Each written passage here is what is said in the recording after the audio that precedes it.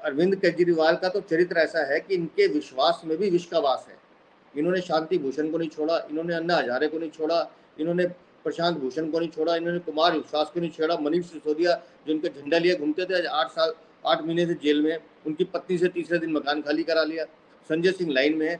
और इन हाथ जोड़ के आपके माध्यम से इनके मंत्री को निवेदन करता हूँ, अरविंद केजरीवाल क्योंकि बड़े सरकारी अधिकारी रहे हैं, उनको पता है कि मुझे किसी कागज पर साइन नहीं करने, इसलिए उन्होंने कोई विभाग अपने पास नहीं लिया। लेकिन वो साइन आपके कराएंगे, माल खुद खाएंगे, जब जेल जाने की बारी आएगी तो पीछे खड़े हो जाएंगे।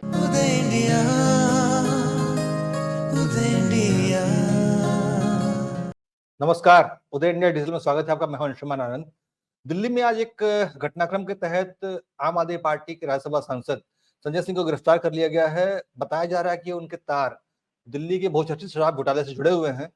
अब ये पूरा मामला क्या है और इस पे मुख्य विपक्षी पार्टी भाजपा का स्टैंड क्या है, दिल्ली में जो मुख्य विपक्षी दल भाजपा है उसका स्टैंड क्या है और वो इसको मामले को किस तरह से देखती है, ये बताने के लिए मौजूद है हमारे साथ दिल्ली भाजपा के अध्यक्ष वीरेंद्र सचदेव जी का बहुत बहुत स्वागत है सर। सर आपने हेलो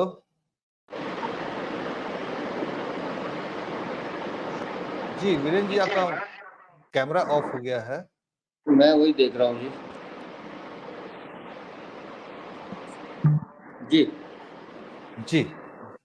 तो वीरेंद्र जी, आपने संजय सिंह की गिरफ्तारी की खबर सुनी होगी। ये मामला पूरा क्या है और इस घोटाले के तार किससे किससे जाके जुड़ते हैं? देखिए, इस पूरी घोटाले के जो सूत्रधार हैं वो तो अरविंद केजरीवाल है, और पैसे की भूख ने इन लोगों को चरित्र इतना नीचे गिरा दिया है कि दिल्ली में शराब नीति जो बरसों से चली आ रही थी, एक नई शराब नीति लाने की इन्होंने घोषणा की। और जब घोषणा की तो ये कहा कि दिल्ली के राजस्व को लगभग 3500 करोड़ का फायदा होगा। लेकिन वो 3500 करोड़ का फायदा दिल्ली के राजस्व को नहीं हुआ, इनके व्यक्तिगत इन लोगों को हुआ। दिल्ली में तो जो पहले सरकारी दुकानें हुआ करती थी या जैसे आज चल रही हैं, इन्होंने बीच में जो परिवर्तन किया, इन्होंने प्राइवेट वेंडर्स को कॉल किया, उनका एक लूप बनाया, उस लूप में 25-25, 28-28 दुकानें फिट की। और उसके बाद जो पर्दे के पीछे के खिलाड़ी थे, जैसे संजय सिंह हुए या मनीष सिसोदिया हुए, इन्होंने अपना खेल खेलना शुरू किया। इन्होंने ऐसे लोगों को जो शराब कंपनी ब्लैक लिस्टेड थी, उन लोगों को इस टेंडर में इन्वाइट किया और ऐसी शर्तें लगाई कि आम आदमी इसमें पार्टिसिपेट ना कर सके। दिल्ली में पहले शराब के जो जितने भी व्यापारी होते थे उनको 2% कमीशन मिलती थी, इन्होंने 2% कमीशन को बढ़ा के 12% कर दिया। मतलब जनता को फायदा पहुंचाने की बजाय उन ठेकेदार और उन व्यापारियों को फायदा पहुंचाने की कोशिश की गई। और उसके पीछे का कारण सिर्फ ये था कि 12 में से 6% उसको किकबैक इनको वापस मिलना था। और इस तरह से इन्होंने उस शराब नीति के नियम बनाने शुरू किए। अब नियमों में क्या, पहले शराब की आयु थी 25 वर्ष, इन्होंने उसको घटा के 21 वर्ष किया। उसके बाद दिल्ली के सभी रेस्टोरेंट ऑनर्स जितने भी बड़े बड़े बार थे, उन सब मालिकों को संजय सिंह ने इकट्ठा किया। उसमें विजय नायर, दिनेश अरोड़ा, जितने व्यापारी थे सब उसमें जुड़ गए। और उनको ये कहा गया कि शराब की दुकानें तो भैया हम तो 9 बजे तक खोलते हैं, कोई बात नहीं, हम उसको टाइम बढ़ाएंगे। और बार जो होते थे दिल्ली में 11-12 बजे बंद होते थे, इन्होंने उसकी संख्या टाइम जो है वो 12 से बजा के 3 बजे तक कर दिया कि दिल्ली आधी रात तक नशे में झूमती रहे। यहाँ तक भी ठीक था।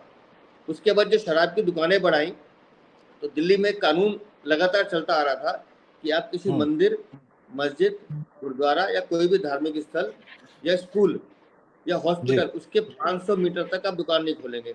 इन्होंने उन नियमों की भी धज्जियां उड़ा दी। हर गली में शराब की दुकान, हर मंदिर के सामने, हर स्कूल के सामने शराब की दुकान। मतलब दिल्ली की पूरा युवा पीढ़ी को नशे में धकेलने का इन्होंने काम किया। लेकिन वीरेंद्र जी, आश्चर्य की बात है कि सारे शराब की खपत तो बढ़ गई लेकिन दिल्ली सरकार के राजस्व में इजाफा नहीं हुआ। इसकी क्या वजह रही? वही कह रहा हूँ ना, ये दावा कर रहे थे कि 3500 करोड़ का फायदा होगा, और मजे की बात देखिए वो नुकसान इतना हो गया क्योंकि दिल्ली के राजस्व को फायदा नहीं हुआ, इन व्यक्तिगत लोगों को फायदा हुआ। मैं ये बात बड़ी गंभीरता से कह रहा हूँ।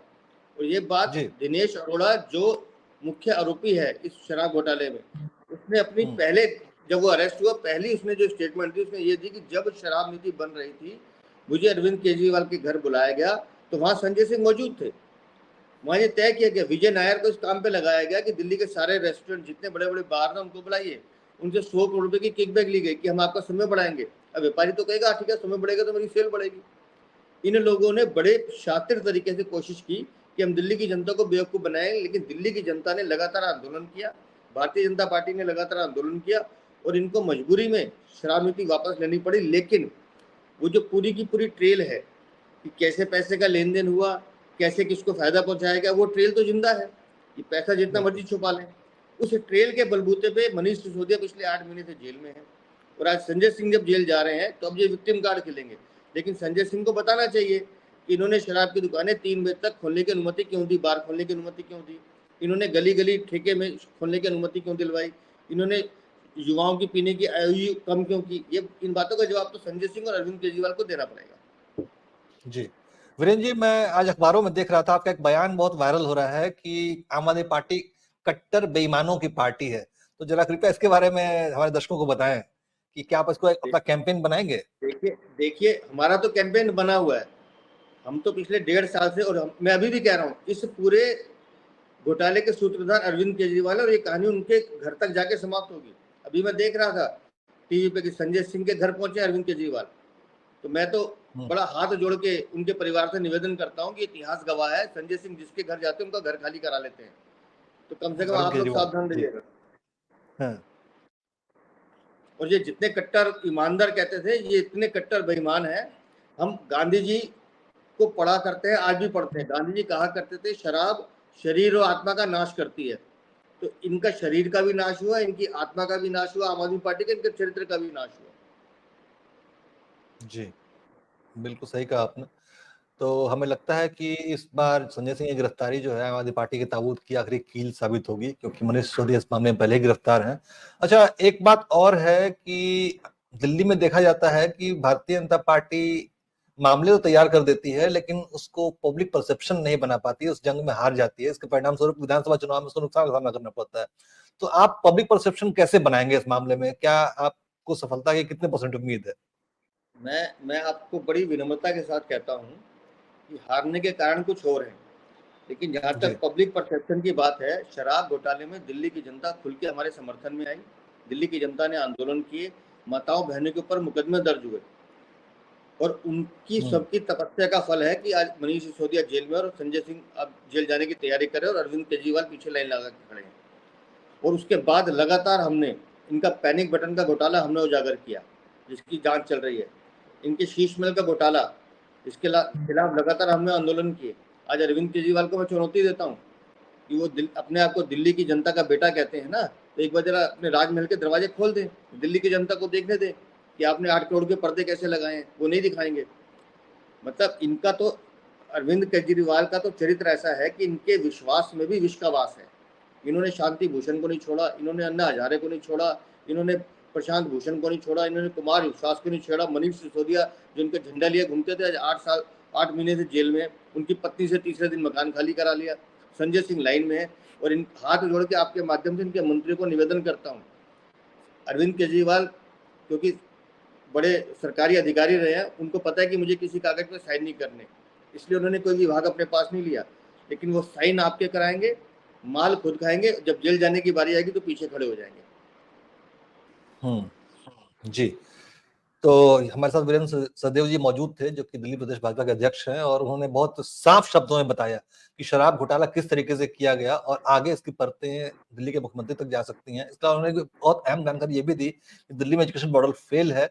हम बहुत बहुत धन्यवाद करेंगे वीरेंद्र जी का, क्योंकि बिजली बार बार आ रही है जा रही है, बात करने के मुद्दे बहुत से हैं, लेकिन हम अगली बार फिर से आपसे जुड़ेंगे और कुछ नए मुद्दों पर बात करेंगे। बहुत बहुत धन्यवाद सर। ठीक है भाई सर, नमस्कार।